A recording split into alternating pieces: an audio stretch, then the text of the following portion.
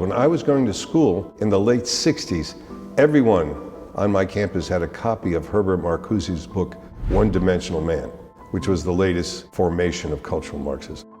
There are groups right now in the United States trying to remake the American education system, and as part of this, they're going after race narratives, they're targeting different characters, they're going after Dr. Seuss. This is a part of a bigger effort to transform the nation. If I take away the icons, if I take away these funny cultural icons like cartoon characters or Dr. Seuss, I can slowly change the whole culture. And that's what this is about. So this is an effort, I think, to change our culture, which I think is not for the better, to take away some of the absolute truths we have.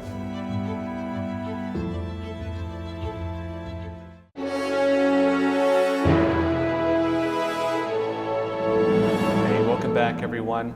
There are groups right now in the United States trying to remake the American education system, and as part of this, they're going after race narratives, they're targeting different characters, they're going after Dr. Seuss. Now, to talk with us about this and where this is really heading is Gene D'Agostino. He's the producer of the Charleston Meeting, and he's also the chair of the South Carolina Charter School Alliance. And Gene, real pleasure having you at Crossroads. Nice being here. Welcome to South Carolina. Yeah, pleasure. Thank you as well. Now, we've seen, of course, these different narratives right now being pushed. They're going after Pepe Le Pew, they're going after Speedy Gonzales, they're going after Dr. Seuss. All these cartoons and kids' stories are being torn down, and this is tied to also these actions against education in America.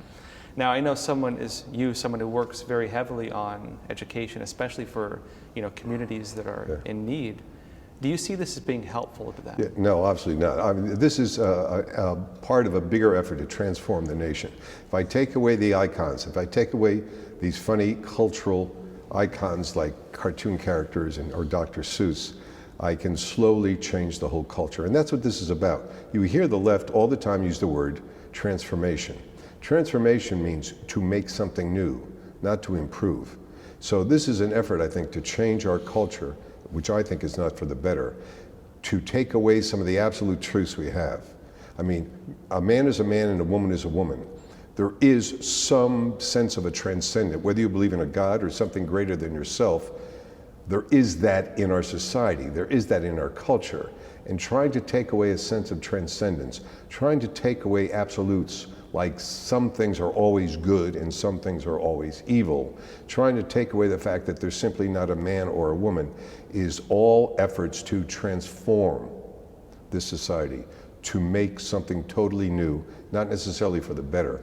Now, you said something interesting, which is they're trying to get rid of absolute truths. And we see them going in two different directions with this. On one side, they're trying to attack absolute truth. On the other side, they're trying to say that evil is defined as opposing the narrative of their destruction of absolute truth. And so they're using absolute truth to destroy it at the same time. How do you see this playing out? What is the real thing? Well, they're trying to confuse people. They're trying to scramble is what they're trying to do. You know, right is wrong and wrong is white and black is white and up is down. If right now the cultural Marxists for the last 6 years have been saying nothing about the society is true, you're just living under this illusion. So if I'm a cultural Marxist and I want to do away with truths, I must deal away with all the standards of truths in this society. And that's why we see what I call all this scrambling going on. I know I've seen different media say that cultural Marxism is a myth, it's a conspiracy theory, and they say there's no such thing as cultural Marxism. People see it as an economic theory. What would you say to that? I'm reading a 500-page book right now called the Grand Hotel Abyss, which describes the Frankfurt movement, which started before the Second World War in Germany, and they've been propagating this idea about all of society is a lie and all of society is really not a truth. You're just buying into the oppression, the oppressor's truth. So we must create our own truth. This narrative has been being promoted since before the Second World War. There's guys like Adorno and Gramsci in Germany that were promoting this before the war. They came here and they were residing in California for a while, and they took it up and brought it to this part of the world. When I was going to school in the late 60s, everyone on my campus had a copy of Herbert Marcuse's book, One-Dimensional Man, which was the latest formation of cultural Marxism. This is interesting because I know I've talked to academics that like, oh, Frankfurt School, they weren't as influential as you think they were. They didn't really have that much influence. Hearing what you're saying, that actually on the college campuses, everybody had these books. Sure. That really changes. And those around. folks are now in the corporate boardrooms now that were on those campuses in the 60s. They're now in academia. So I mean, I really think it's infiltrated lots of society in all levels. I know the Frankfurt School was originally called the School of Marxist Studies or Right, something they along changed those lines. that, that's And correct. It's interesting because it does take Marxism down a very different path, because Marxism is most people frame it was this oppressor against the oppressed. Well, not even that. I think that's more the new interpretation. It was the proletariat against the bourgeois, but we didn't really see that come to fruition in some countries like they thought it would. You know, what was the real history with this? Well, you know, that's an interesting question. There was an understanding that we need to turn over the status quo, and turning over the status quo the way they did in the Soviet Union is not going to work in Western Europe. It's not going to work in the United States. It's tough to have a revolution if people have a full stomach. So rather than talk about what they don't have, why don't we talk about how they're oppressed? How they're oppressed culturally, how they're oppressed because of their ethnic background, how they're oppressed because of their thinking, how they're oppressed by the elites at the time. So it's all about oppressor, oppressee. And so I think the Frankfurt School is very much alive and well. And you see it on every college campus. You see it more and more in woke boardrooms. And it's something that we're going to have to deal with. And I think, unfortunately, the right is involved with jobs and raising families and trying to lead a decent life. And we need to get more engaged. I've been really disappointed over the years about where the average American is, or where the right is as far as combating some of these efforts. Because we're so busy with lives, we're so busy with families, with jobs. We need to start focusing on what's happening to culture around us. Yeah, so Gene, in New York right now, one of the big things they're pushing for is to bring even the private schools under the government system there, make it all under the education system. And this is seen as kind of them ending the private school system in New York. Now, what are your thoughts about this, and how do you think this will affect what the private schools are? I think we see some elements of this in a lot of states. I'm starting to see some of this in South Carolina.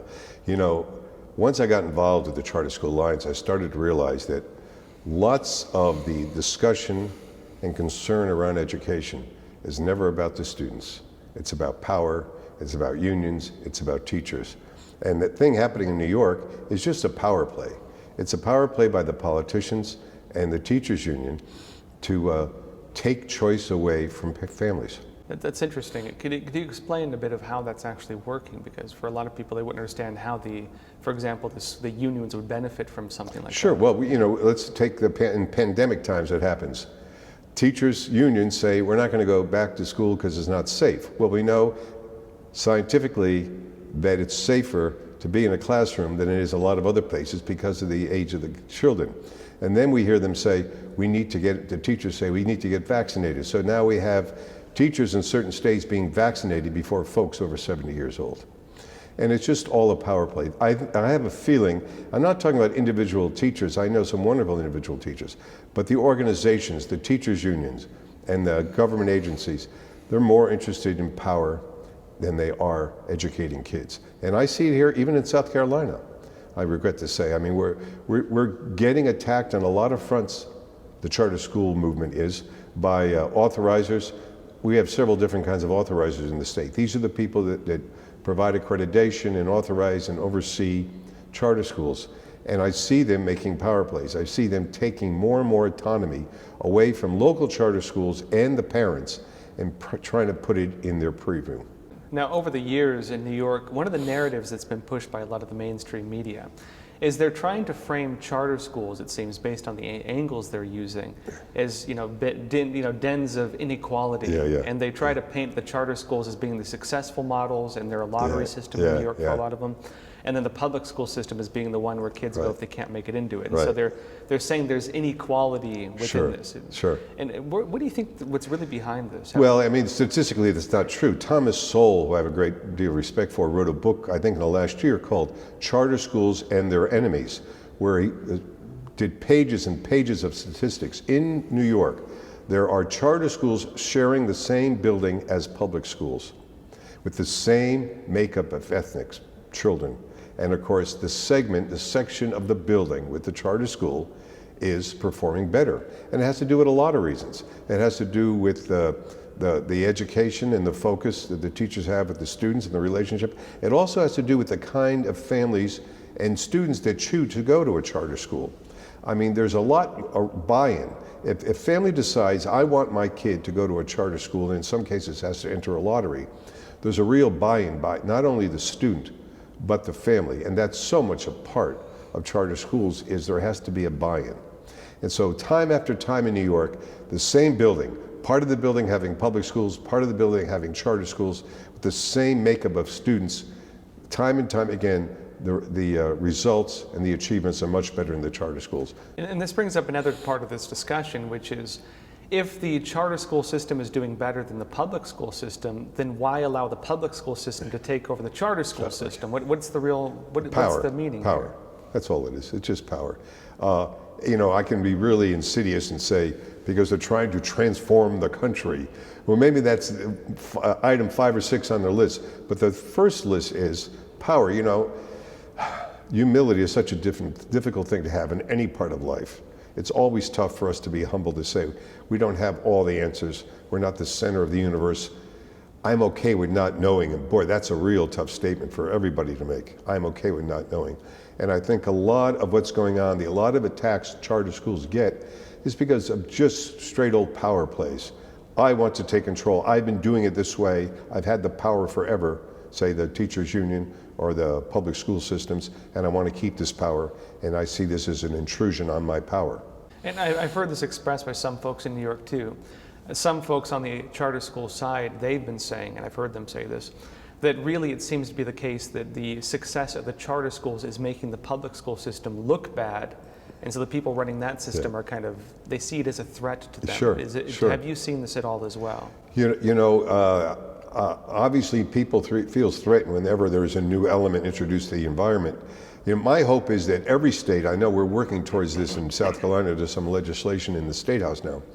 I would like every state to have laws in which the money follows the kid, the student. So whether somebody wants to go to a public school, a private school, a parochial school, that money is available to follow in that way. And that way, the best schools in any category will be the ones to rise.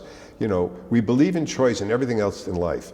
If I want to go to a grocery store, I've got, within a mile of my house, I've got 3 great grocery stores. I believe in choice there. We believe in choice when buying clothes. We believe in choice when going on vacation. We've got lots of places we can go. So choice benefits us, and we believe in choice in everything else. Let's start bringing some real choice to schools and education.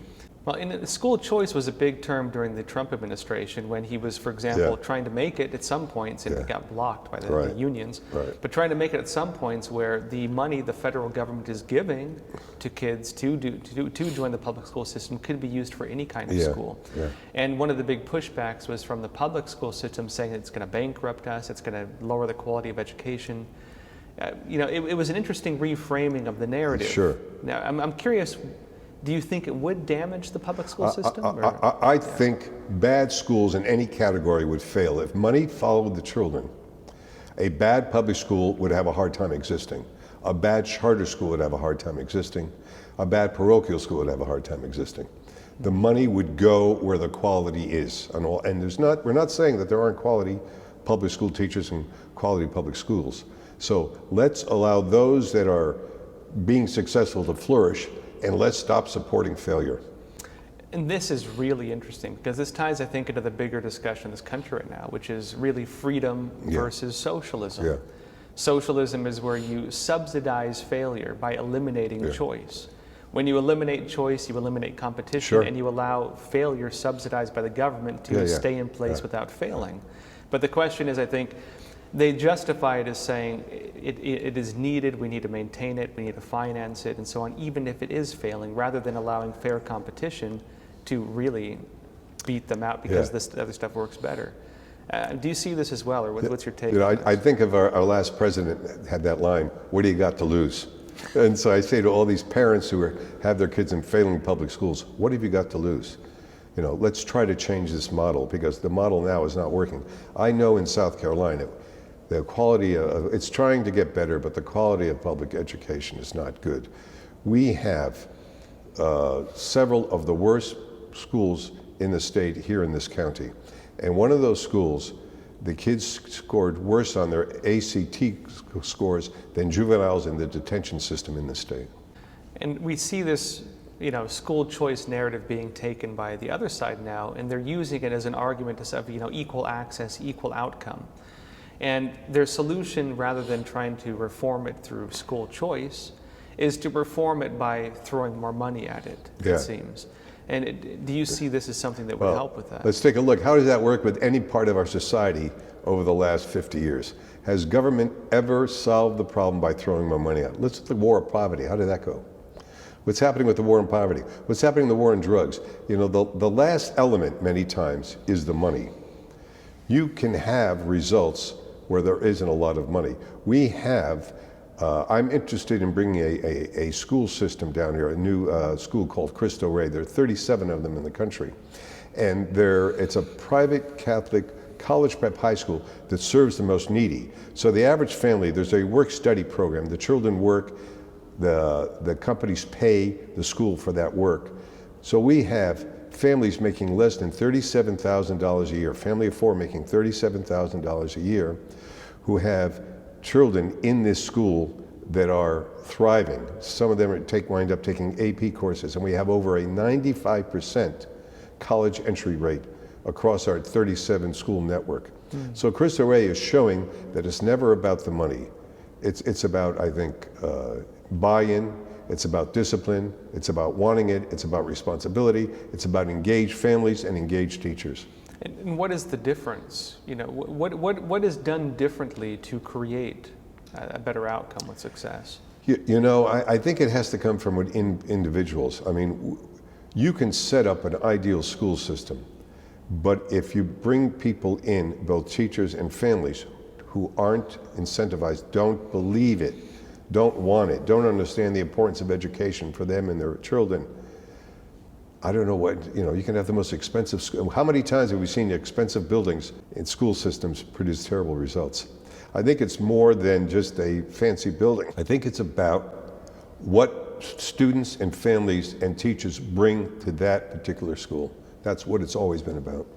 And this goes to another part of this discussion, which is we hear now the narrative of equality being shifted from equal opportunity to equal outcome. And we saw, for example, in New York and some other places where, you know, education systems, kids get higher grades, they get put into better classes, and that's seen as being racist. They've even canceled programs like this in some states because it's mostly white and Asian kids who are getting in, and they say that's creating inequality.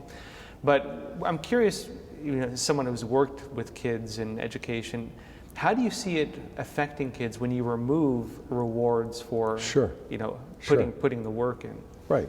And, you know, the last thing they're interested in is equal outcomes, because we're seeing what's happening with legislation right now in lots of states where grown boys are able to compete in girls' sports. So they're not going to get equal outcomes there. So I think it's part of this scam. The bottom line is that we each have unique talents and abilities. And my talents and abilities may not match up with your talents and abilities across the board. Let me grow and flourish and give me an opportunity to be the best person I can be. And I'll give you the best opportunity to be the best person you can be. But for us to determine that it's all about equal outcomes, just as unfair to every individual in the country. The other big thing we see being done right now is the attack on American tradition and American history. Oh, yeah. We saw, for example, the 1776 Project being framed as racist, and the 1619 Project, which frames America's you know, history of slavery. It was a New York Times op-ed piece, pretty badly discredited, but still being adopted in education systems, is becoming kind of the norm now for education. Kids, instead of being taught American history and the values in it, are being told to really hate America and what it stands for. And it's an experiment really with, I'd say, the foundational stories of our country, and we're going to start seeing what kind of people this creates. Where do you see this heading? Well, it's another attempt to transform, that word they use all the time, to transform the country. It's funny you should talk about history, because the Charleston Meetings, our monthly speaking series, we have Wilfred McClay coming in a few months, who wrote the #1 best-selling history book in the country now called Land of Hope, which is an attempt to emphasize and straighten out the true history of America. But that whole project is about, once again, turning the culture, turning history upside down. If I can debunk your truths, if I can debunk your icons, if I can debunk what you think and know of your culture, I have a blank slate and I can create anything I want to create. I just have to do an aside and tell you about a funny span of history in my life. I was a graduate student at BU once, a long time ago, and I worked in the faculty pub, and I used to make cocktails for Howard Zinn. And Howard Zinn is the gentleman who wrote that weird book called The People's History of the United States, A Socialist Interpretation. And I was on the phone when I booked Wilfred McClay, who's speaking in 2 months, who wrote this new book, Land of Hope. And I said to him, I feel like I've spanned the whole spectrum. I made drinks for Howard Zinn, and now I'm booking you to speak in Charleston. So it's a real stretch. That is quite the story. So Howard Zinn, of course, his reframing of American history and his ruthless criticism of American history has become the standard for really, it's in too many schools still. Yeah, the standard foundation for pretty much all the narratives attacking American history. Right. And he used some really ridiculous methods, like quoting, for example, Christopher Columbus from his notebook and beginning on one page and using an ellipsis like ... and flipping it multiple pages forward to totally take things out of context. But this is now taken as the foundation for understanding American history. I'm curious, what was Howard Zinn like in person? He's very, very cordial, very nice guy, very friendly. I think it was the first time I met him was my first or second day, and I don't recall the drink at the time, but he ordered a drink I wasn't that familiar with, and he was patient with me and walked me through it. So I never sat in one of his classes, but I know that he was a rock star. He was an icon on campus, and the women viewed him as a matinee idol. Yeah. Kind of like Herbert, fast forward or fast backwards.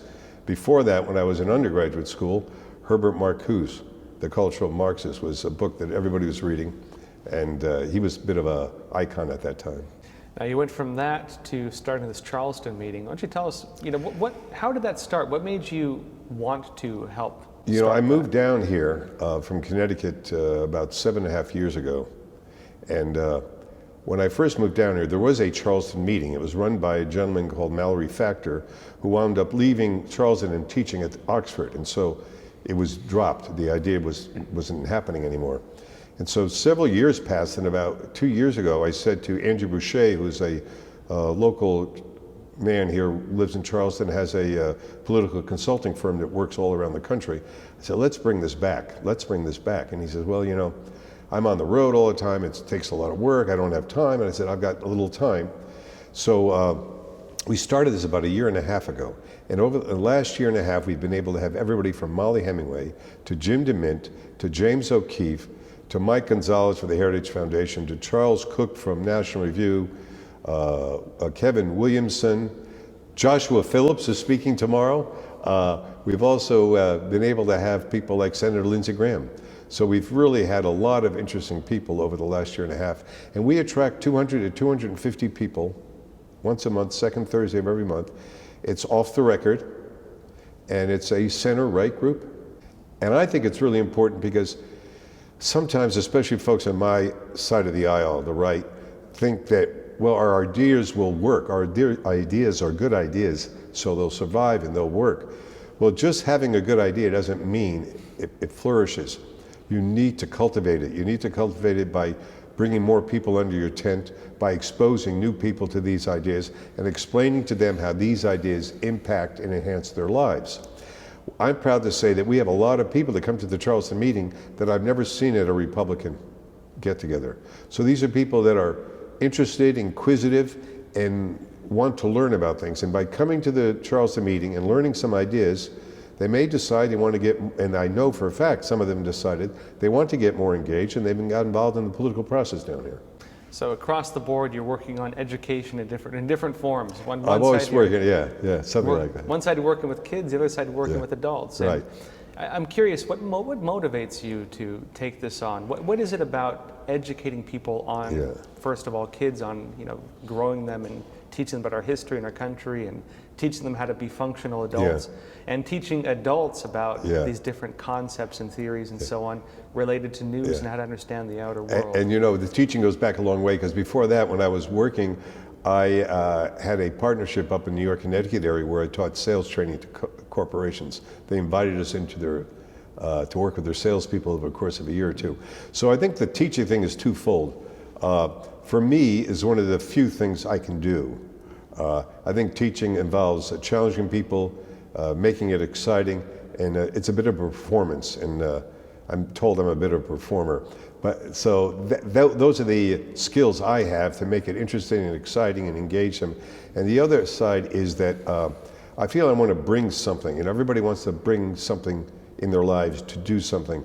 And whether I was training salespeople to learn how to listen and be present in front of a client, or whether I'm helping kids learn about the country or learn about culture in a charter school, or whether I'm teaching adults about political ideas and theory, that's a gift. I feel it's something I can do and bring and give back to society. And just last question. You know, really, you've taken on this work at a pretty difficult time in this country, because everything you're teaching is kind of under assault. You notice that, right now, and you're of course not folding to it.